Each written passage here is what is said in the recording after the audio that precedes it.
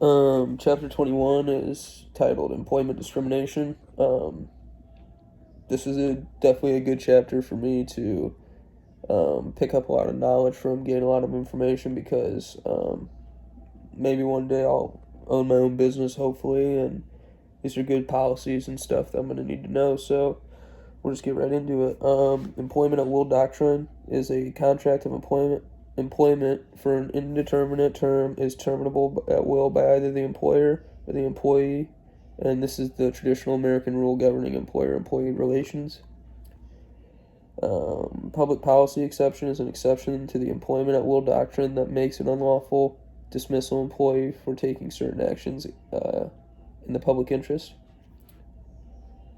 Implied covenant of good faith and fair dealing exception is an exception to the employment at will doctrine based on the theory that every employment contract, even an unwritten one, contains the implicit understanding that the parties will deal fairly with each other. The Civil Rights Act of 1866, a statute guaranteeing that all persons in the United States have the same right to make and enforce contracts and have the full and equal benefit of the law. The Equal Pay Act of 1973, statute that prohibits wage discrimination based on sex.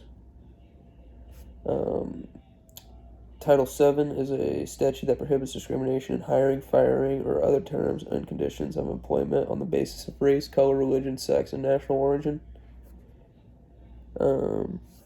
Disparate treatment occurs when the employer treats one employee less favorably than another because of that employee's color, race, religion, sex, or national origin.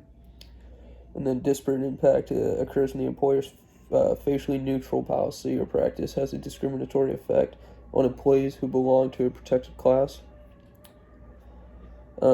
Sexual harassment is unwelcome sexual advances, requests for sexual favors, and other verbal or physical conduct of a sexual nature that explicitly or implicitly makes submission a term or condition of employment or creates an intimidating, hostile, or offensive environment. The Age Discrimination in Employment Act of 1967 is a statute that prohibits employers from refusing to hire, discharging, or discriminating against people in terms and conditions of employment on the basis of age. Affirmative action plans is programs adopted by employers to increase the representation of women and minorities in their workforces. Then reverse discrimination is discrimination in favor of members of groups that have been previously discriminated against. Claim usually is raised by white males. Then we move on to Chapter 22, which is environmental law. Starts off with a nuisance, which is an unreasonable interference with someone else's use and enjoyment of his or her land. Technology forcing standards are standards of pollution control set primarily on the basis of health considerations, with the assumption that once regulators have set the standards, industry will be forced to develop the technology needed to meet them.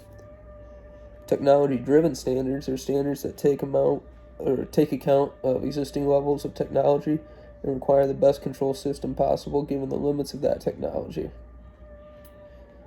The Environmental Protection Agency is the federal agency charged with the responsibility of conducting an integrated, coordinated attack on all forms of pollution of the environment. An environmental impact statement is a statement that must be prepared for every major federal activity that would significantly affect the quality of the human environment.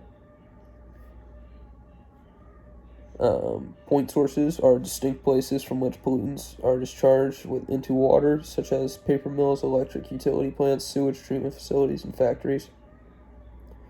Effluent limitations are maximum allowable amounts of pollutants that can be discharged from a point source within a given period of time. National Ambient Air Quality Standards is a two-tiered set of standards developed for the chief conventional air pollutants.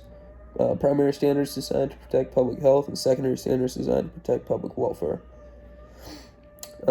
Acid rain is precipitation with a high acidic content caused by atmospheric pollutants.